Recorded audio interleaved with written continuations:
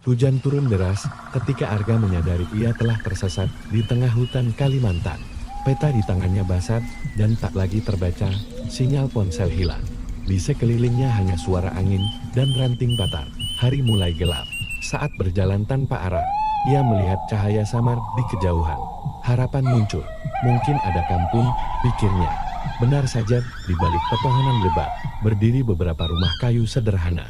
Asap tipis mengepul dari tungku. Arga berlari kecil menghampiri, namun ada yang aneh. Tak terdengar suara anak-anak, tak ada tawa. Hanya tatapan sunyi dari beberapa orang yang berdiri memandangnya. Wajah mereka penuh lukisan arang hitam. Mata mereka tajam dan tidak berkedip. Seorang lelaki tua melangkah maju, senyumnya tipis. Pendatang jarang sampai ke sini, katanya pelan. Arga mulai merasa tidak nyaman. Ia melihat sesuatu tergantung di depan salah satu rumah, bukan hasil buruan biasa. Ia tak ingin berpikir terlalu jauh. Ia meminta izin bermalam, mereka mengangguk. Malam itu, Arga ditempatkan di sebuah pondok kecil.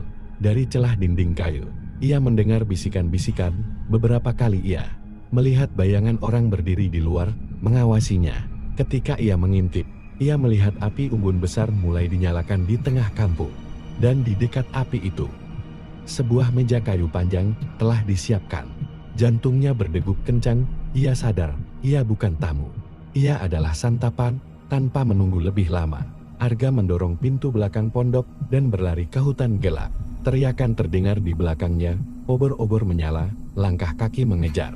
Ia berlari tanpa menoleh, menembus semak, melompati akar, hingga akhirnya menemukan sungai deras. Tanpa ragu ia menceburkan diri dan membiarkan arus membawanya menjauh. Ketika fajar tiba, Arga terdampar di tepian jauh dari kampung itu. Ia selamat. Namun sampai hari ini, ia tak pernah berani kembali ke hutan.